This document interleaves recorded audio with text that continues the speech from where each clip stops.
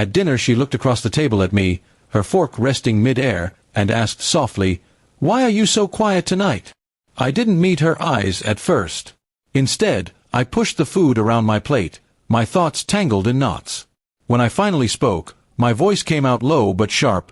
"I'm just thinking about what I'll do when the truth comes out." Her smile froze instantly, the color draining from her face. The silence between us grew heavy. She tried to laugh it off, sipping her wine, pretending she didn't understand. "What truth?" she asked, her tone forced and nervous. I leaned back in my chair, studying her. For months, I had noticed the late nights, the hurried excuses, the smell of a cologne I didn't wear clinging to her clothes. I had stayed quiet, collecting every detail, every lie she thought was hidden. "I know," I said finally, locking eyes with her. The fork slipped from her fingers, clattering against the plate. She whispered, "Know what?" But we both knew exactly what I was talking about.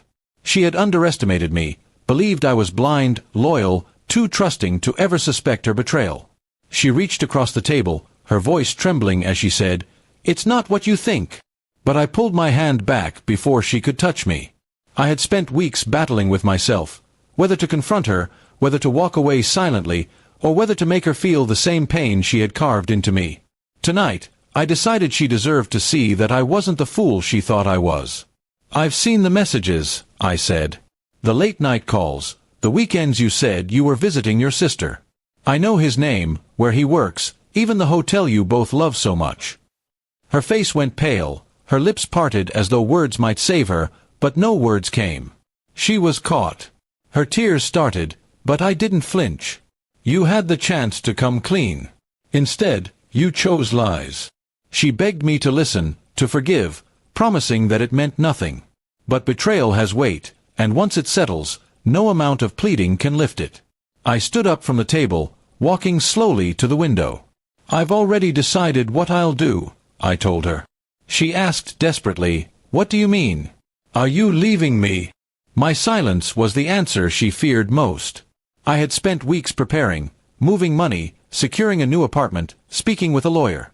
Every step had been careful, deliberate. "I won't fight you," I said finally. "You can have what you wanted, your freedom, your lover. But you won't have me. Not anymore." She cried harder, saying it was a mistake, that she didn't want to lose me. But her actions had already chosen the path. I placed the keys on the table. "This house, this life, we built it together. But you were willing to throw it all away. Tomorrow, you'll see the papers. I'm done pretending." She reached for me, but I stepped back, watching the desperation in her eyes. Her betrayal had broken something in me that could never be repaired. But beneath the pain, there was also clarity. I had been living in shadows, doubting myself, questioning my worth.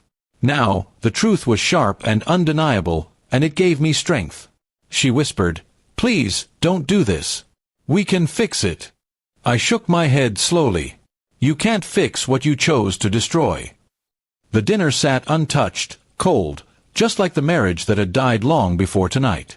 I walked to the door, and she followed, sobbing, grabbing my arm. But when I turned and looked at her, really looked, I saw only the face of a stranger. The woman I had loved no longer existed. She had buried herself under lies and secrets. Outside, the air felt cleaner, sharper, as though I had been holding my breath for months and finally exhaled. I knew the road ahead wouldn't be easy, but it would be mine, untangled from her deceit. In the end, I didn't shout, I didn't seek revenge. My silence, my calm decision to walk away, would haunt her more than anger ever could. She would sit at that dinner table long after I was gone, replaying my words, "I'm just thinking about what I'll do when..." And now she knew. Because what I did was simple. I left, and I never looked back.